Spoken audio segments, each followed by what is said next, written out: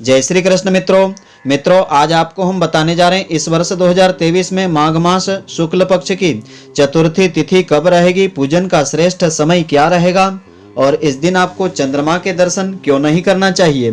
तो मित्रों आप सभी का बहुत बहुत स्वागत है आपके अपने ही चैनल एस्ट्रो गुरुजी में। यदि आपने अभी तक हमारे चैनल को सब्सक्राइब यदि नहीं किया हो तो अभी सब्सक्राइब कर लें और बेल आइकन को अवश्य दबाएं, जिससे हमारे अगले आने वाले नए वीडियो की नोटिफिकेशन सबसे पहले आपके पास पहुंचे। आप नित्य नई नई ज्ञानवर्धक जानकारियां व नित्य का राशिफल हमारे चैनल से प्राप्त करते रहें। तो शिव पार्वती नंदन भगवान गणेश जी का जन्म माघ मास के शुक्ल पक्ष की चतुर्थी तिथि को हुआ था। इसी वजह से प्रतिवर्ष माघ शुक्ल चतुर्थी या माघ विनायक चतुर्थी को गणेश जयंती मनाई जाती है। तो इस साल गणेश जयंती 24 जनवरी को रहेगी या फिर 25 जनवरी को रहेगी। तो गणेश जयंती की तिथि इस बार 24 जनवरी को दोपहर से आरंभ हो जाएगी, जो 25 जनवरी को दोपहर में खत्म हो जाएगी। इसी वजह से लोग गणेश जयंती की तारीख को लेकर बहुत ही कंफ्यूजन में हैं। तो इसके लिए उदयात तिथि की बहुत ही मान्यता होती है। तो पंचांग के अनुसार माघ मास शुक्ल पक्ष की चतुर्थी तिथि 24 जनवरी को दोपहर 3:22 से आरंभ होकर के 25 जनवरी को दोपहर 12:34 तक रहेगी। तो सूर्योदय के समय चतुर्थी तिथि 25 जनवरी को रहेगी। इसी वजह से गणेश जयंती का पर्व 25 जनवरी को मनाया जाएगा। तो इस साल गणेश जयंती के दिन राज पंचक नाम का पंचक भी लग रहा है। राज पंचक में धन संपत्ति सरकारी कार्यों को करने से विशेष सफलता प्राप्त हो जाती है। राज पंचक बहुत ही शुभ फल प्रदान करने वाला समय होता है। तो जिस पंचक की शुरुआत सोमवार के दिन से होती है वह राज पंचक कहलाता है। तो गणेश जयंती के अवसर पर रवि नाम का योग भी बन रहा है। रवि योग अमंगल को दूर करने वाला और शुभता प्रदान करने वाला होता है।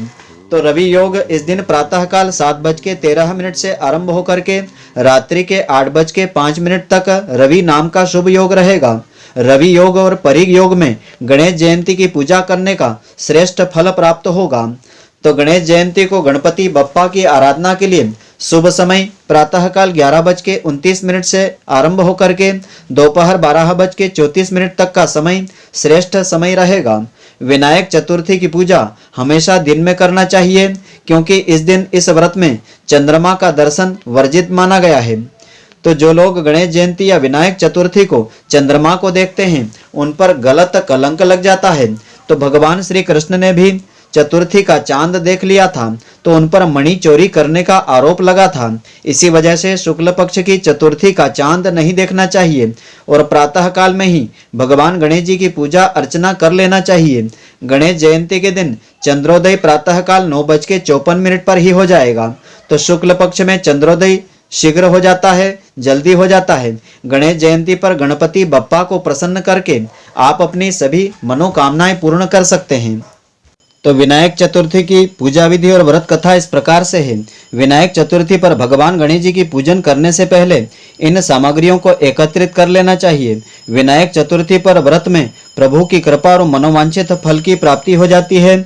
तो इसमें एक लकड़ी की चौकी यानी पटला आपको रखना चाहिए, लाल वस्त्र आपको रखना चाहिए, भगवान गणेश जी की प्रतिमा या मूर्ति आपको रखना चाहिए, एक कलश, पंचामृत, रोली, अक्षत, कलावा, जनेऊ, गंगाजल, इलायची और लौंग, चांदी का वर्क, नारियल और सुपारी, पंचमेवा, शुद्ध घी और मोदक और कर्पूर आपको पूजन सामग्री में रखना चाहिए।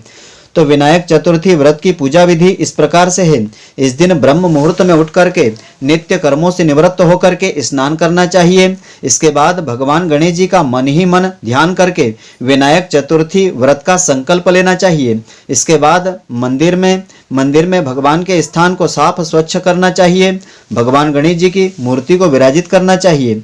गणेश जी की पूजा व स्थापना करते समय मुंह पूर्व या उत्तर की तरफ आपको रखना चाहिए।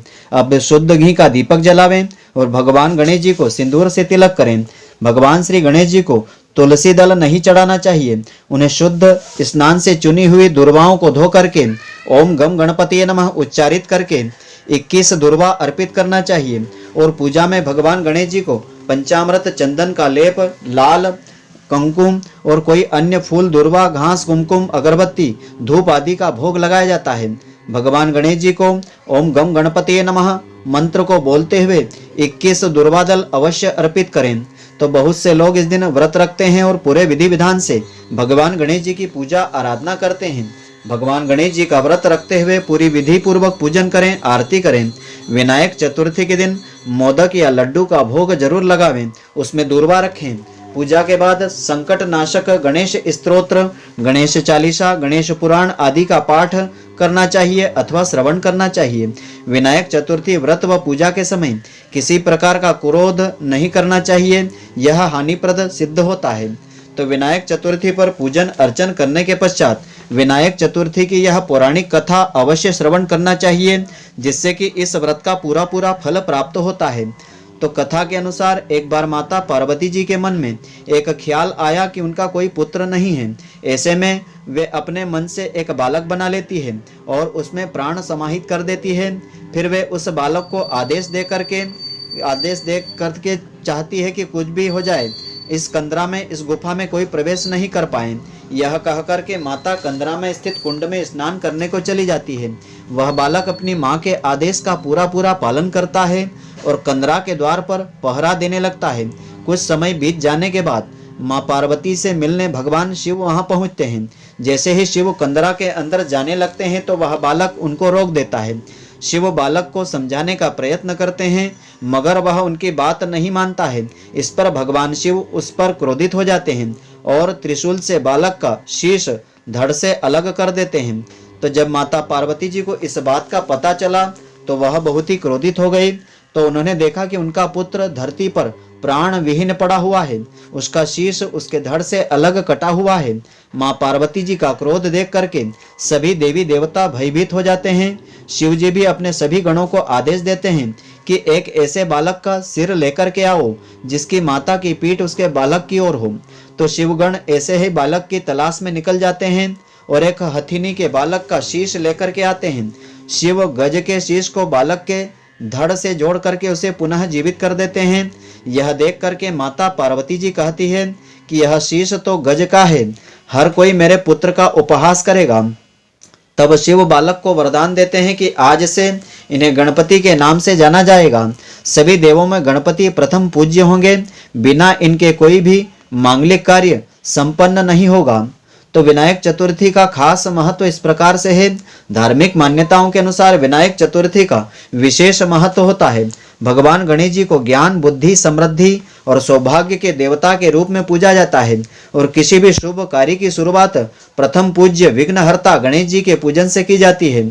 तो चतुर्थी तिथि भगवान गणेश जी को अत्यंत प्रिय होती है। इस दिन भगवान गणेश जी सभी भक्तों की मनोकामनाएं पूर्ण करते हैं, उन्हें ज्ञान और धैर्य का आशीर्वाद देते हैं। विनायक चतुर्थी का व्रत वे लोग रखते हैं जो रिद्धि सिद्धि यानी धन, विद्या, निपुणता आदि की अभिलाषा रखते हैं, जबकि संकष्टी चतुर्थी व्रत जीवन के सभी बाधाओं को समाप्त करने के उद्देश्य से किया जाता है।